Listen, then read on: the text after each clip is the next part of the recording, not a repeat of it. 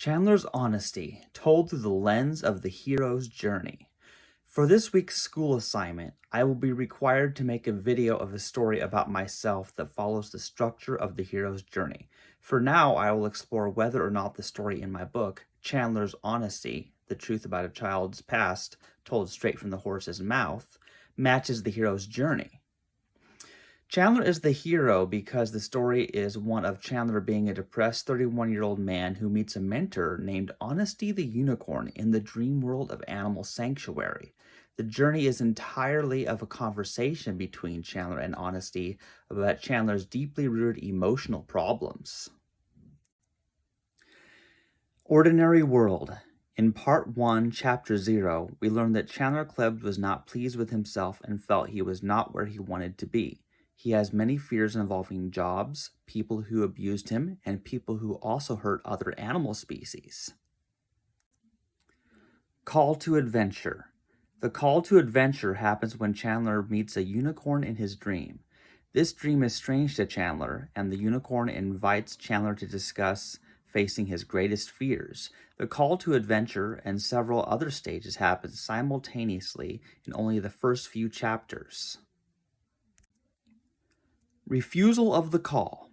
Chandler does not want to speak with anyone about the things bothering him. He argues with the unicorn many times and is quite combative. However, the unicorn keeps talking despite Chandler's protests and tells him he must speak with someone about these things. Meeting the mentor.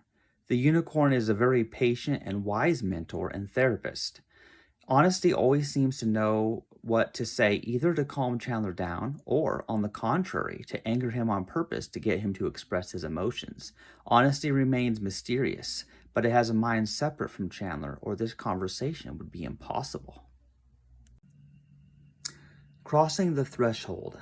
By the time Chapter 3 is reached, Honesty finally gets Chandler talking about the very worst time in his life when he felt like a failure and was attempting to cut off his genitals because they reminded him of the abuse and the experience in the Navy. This trauma and the feeling of being a failure led him to the lowest point in his life. This conversation continues for a long time as Chandler gives Honesty a big speech about how evil penises are. Tests, allies, enemies.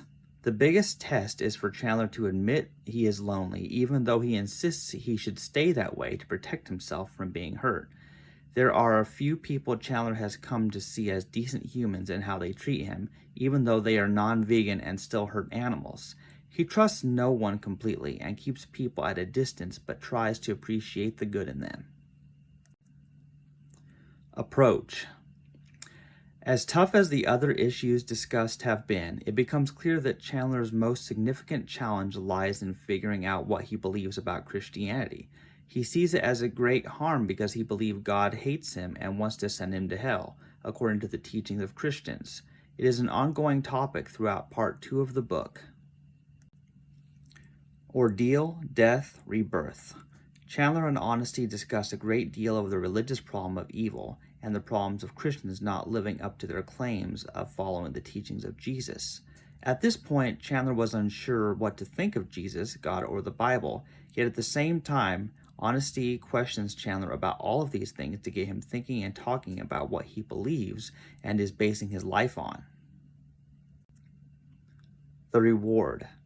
By the time Part 3 of the book begins, much time has passed since the previous conversations in Parts 1 and 2. Chandler tells Honesty that he is no longer Chandler, but from then on is known as Chastity White Rose. Chastity chose the name because of her vow of chastity. It is clear by this time that Chastity is nothing like the depressed and atheistic Chandler that she used to be. Now she is pretty spiritual. Many themes are discussed, such as the concept of eternal life, the golden rule, and the reasons Chastity wanted to tell others her story. The Road Back. In Part 3, Chapter 9, Chastity and Honesty talk about the path of the true soul and a prophecy mentioned years ago. Through this talk, Chastity realized that she believes in the soul and eternal life, although she is still eternally confused about what it means. The Resurrection. In Part 3, Chapter 10, Chastity's entire concept of reality is obliterated with the questions Honesty asks. Chastity doesn't understand honesty, but trusts it because this horse does not lie. Everything it said is true so far, so Chastity assumes Honesty knows what it talks about. Honesty tells Chastity that her existence is not a mistake and that she belongs here. Return with Elixir. After the discussion in Part 3, Chapter 11, Chastity returns to the human world. At this point, Chastity remembers certain things Honesty said near the end. The last Bible verse it spoke of was Matthew 5:8. Blessed are the pure in heart, for they shall see God. Only then did Chastity remember the many ancient legends of the unicorns. They only appear to the pure in heart.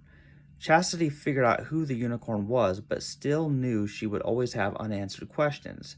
But she knew one thing: there is at least one unicorn in the world, and as long as it lives in her dreams, she will find her answers in time.